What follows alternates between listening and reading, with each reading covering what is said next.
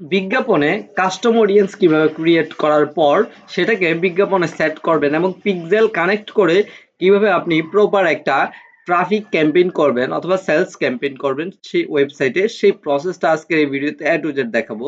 তো বন্ধুরা, যাদের এই ভিডিওটি নিয়ে আগ্রহ আছে তারা ভিডিওটি দেখতে পারেন, অন্যথায় স্ক্রিপ্ট করে চলে যেতে পারেন। যাদের প্রয়োজন আছে কিভাবে বিজ্ঞাপনে আপনি কাস্টম অডিয়েন্স ক্রিয়েট করার পরে সেটাকে আপনি বিজ্ঞাপনে সেট করবেন, তারা এই ভিডিওটি কন্টিনিউ করুন। সো এখানে মেনু অপশনের মধ্যে ক্লিক করে আমি চলে যাব মেটা সুইটে। এরপর চলে যাব সেখান থেকে অ্যাড ম্যানেজার অথবা অ্যাড ক্যাম্পেইন অপশনে। অ্যাড ম্যানেজার থেকে যাব ক্যাম্পেইন অপশনে। আপনার সরাসরি অ্যাড ম্যানেজার অপশন পেয়ে যাবেন। আমার এখানে যেহেতু সরাসরি অ্যাড ম্যানেজার অপশন নাই, সেক্ষেত্রে আমি মেটা সুইট থেকে তারপরে অ্যাড ম্যানেজার ক্লিক করে আমি ভিতরে প্রবেশ করলাম। তো বন্ধুরা, অ্যাড ম্যানেজারে ক্লিক করার পর আপনারা এই অপশনে আসবেন। ক্যাম্পেইন অপশনে যখন ক্লিক করবেন, ক্যাম্পেইন অপশনে আসার পর এখান থেকে আপনারা ফার্স্ট অফ অল অ্যাড অ্যাকাউন্টটা সিলেক্ট করে নেবেন। তো আমার এখানে অ্যাড অ্যাকাউন্টটা সিলেক্ট করা আছে। সো আপনি যে অ্যাড অ্যাকাউন্টে বিজ্ঞাপন দিতে যাচ্ছেন, যে অ্যাড অ্যাকাউন্টের আন্ডারে পেমেন্ট মেথড রয়েছে, সেই অ্যাড অ্যাকাউন্টটা সিলেক্ট করবেন, অথবা যদি প্র্যাকটিসের জন্য করেন সেক্ষেত্রে আপনি একটা অ্যাড অ্যাকাউন্ট সিলেক্ট করে নেবেন। সিলেক্ট করার পর এরপর হচ্ছে আপনারা ক্রিয়েট অপশনে যাবেন, তারপর ট্রাফিক, কন্টিনিউ, এরপর ম্যানুয়ালি কাজটা করব, কন্টিনিউতে আবার ক্লিক করব। তারপর এখান থেকে আপনার নামগুলো চেঞ্জ করে নাম দিয়ে দিবেন একটা করে, ঠিক আছে? সো নামটা আপনি চাইলে চেঞ্জ করতেও পারেন, আবার নাও করতে পারেন। ওকে, আপনি যদি নামটা চেঞ্জ করেন, আপনি যদি অনেকগুলো অ্যাড দেন, সেক্ষেত্রে আপনি যদি আলাদা আলাদা নাম দেন অ্যাডগুলোর, তখন আপনার খুঁজে বের করতে সমস্যা হবে না। কোন অ্যাডটা চলতেছে, কোন অ্যাডের মধ্যে পিক্সেল ক্রিয়েট করা হয়েছে, সেট আপ করা হয়েছে, এগুলো আপনি বুঝবেন। সেই জন্য আপনি নামটা অবশ্যই চেঞ্জ করে নেবেন। যেই প্রোডাক্টের আপনি অ্যাড দিবেন ওই প্রোডাক্ট রিলেটেড নাম দেওয়ার চেষ্টা করবেন।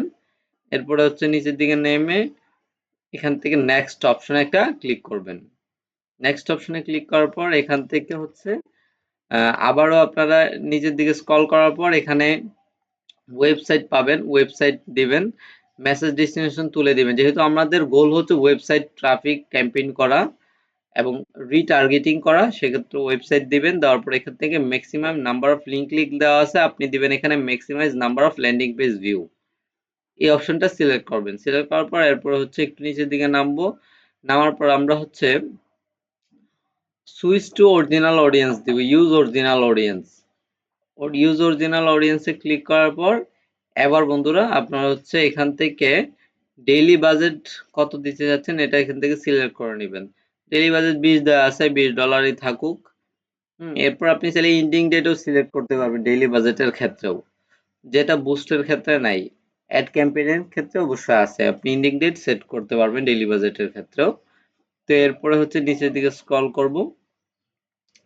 স্ক্রল করার পর এখন পেয়ে যাবেন আপনারা এখানে একটা option, create new audience, use seem audience. হ্যাঁ, আপনারা এখানে কতগুলো অপশন পেয়ে যাচ্ছেন, এখানে একটা ক্লিক করবেন। ক্লিক করার পর এখন এখানে দেখেন দুইটা অপশন চলে আসছে, লোকালাইক অডিয়েন্স, কাস্টম অডিয়েন্স। এখান থেকে আমরা হচ্ছে কাস্টম অডিয়েন্স ক্রিয়েট করব। সো এখান থেকে কাস্টম অডিয়েন্স আপনি যেটা বানাইছেন সেটা ক্লিক করবেন। এখন এখানে দেখেন আমি হচ্ছে কাস্টম অডিয়েন্স তিনটা করছি, একটা ভিডিও এঙ্গেজমেন্ট পেজের জন্য, তারপর একটা করছি শুধু এঙ্গেজমেন্ট পেজের জন্য, আরেকটা করছি ওয়েবসাইটের জন্য। আমি ওয়েবসাইটটা সিলেক্ট করব, ঠিক আছে? আমার ওয়েবসাইটে যারা ঘোরাফেরা করেছে বিগত দিন, হ্যাঁ, তাদের কাছেই যেন আমার বিজ্ঞাপনটা পৌঁছায়, তাদেরকেই যেন আমি রিটার্গেটিং করতে পারি, সেজন্য এটা সিলেক্ট করে নিলাম। ওকে, তো আমার কাস্টম অডিয়েন্স সিলেক্ট করা হয়ে গেছে।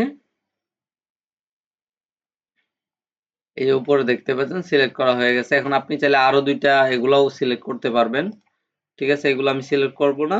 এরপরে হচ্ছে এখান থেকে আপনি এইজ দিবেন, এইজ যেটা দেওয়ার প্রয়োজন সেটা এইজ দিবেন।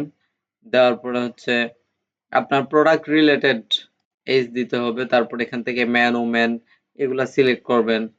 করার পর এখান থেকে অ্যাডভান্টেজ ডিটেলস টার্গেটিং এই অপশনটাতে ক্লিক করে এখানে অডিয়েন্স টার্গেটিং করবেন। অডিয়েন্স টার্গেটিং করার পর এখান থেকে শো মোরে ক্লিক করবেন। শো মোরে ক্লিক করে এখান থেকে আপনি প্লেসমেন্ট দেখতে পাচ্ছেন, প্লেসমেন্ট, এডিট প্লেসমেন্টে যাবেন। তারপর ম্যানুয়ালি প্লেসমেন্টে ক্লিক করবেন একটা। এগুলো বিজ্ঞাপনের বেসিক বিষয়, যদিও আজকের ক্লাসটা খুবই অ্যাডভান্স।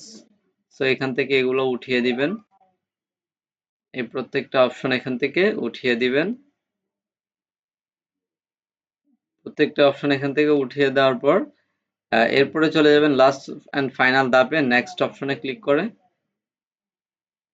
তারপর এখান থেকে আপনি যেই পেজের মধ্যে বিজ্ঞাপন চালাতে চাচ্ছেন, যেই পেজের মাধ্যমে ওয়েবসাইটে নিতে চাচ্ছেন, সেই পেজটা এখান থেকে আপনি সিলেক্ট করে নেবেন।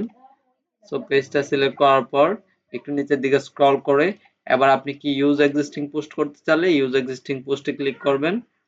ক্লিক করার পরে এবার হচ্ছে এখানে আপনার যে ইউআরএলটা রয়েছে আপনার ওয়েবসাইটের, সেই ইউআরএলটা আপনি এখানে বসিয়ে দিবেন। আমি ওয়েবসাইটের ইউআরএলটা এখানে দিয়ে দিব এখন। সো ওয়েবসাইটের ফ্রন্ট ইন সাইডের ইউআরএলটা আমরা এখানে নিয়ে নিব, নেওয়ার পর এখানে ওয়েবসাইটের ইউআরএলটা দিয়ে দিব। দিয়ে দেওয়ার পর এখান থেকে সিলেক্ট পোস্টে ক্লিক করব। ক্লিক করার পর এখান থেকে হচ্ছে আপনি একটা পোস্ট যেটা আপনি সিলেক্ট করতে যাচ্ছেন সেটা সিলেক্ট করবেন, করার পর কন্টিনিউতে একটা ক্লিক করবেন। ক্লায়েন্ট আপনাকে যে পোস্ট দিবে অথবা আপনি যে পোস্ট দিয়ে প্র্যাকটিস করতে চাচ্ছেন সেই পোস্ট আপনার এখানে ব্যবহার করবেন। সো এরপরে আবারও একটু নিচের দিকে স্ক্রল করবেন, আপনি যদি চেঞ্জ করার প্রয়োজন মনে করেন চেঞ্জ করতে পারবেন।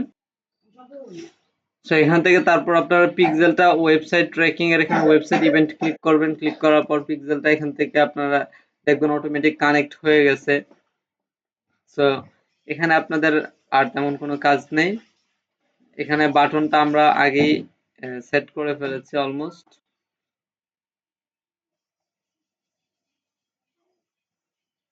তো তারপর এখান থেকে আপনারা কোথায় যাবেন, পাবলিশড এর মধ্যে একটা ক্লিক করলে কিন্তু একটা পাবলিশড হয়ে যাবে।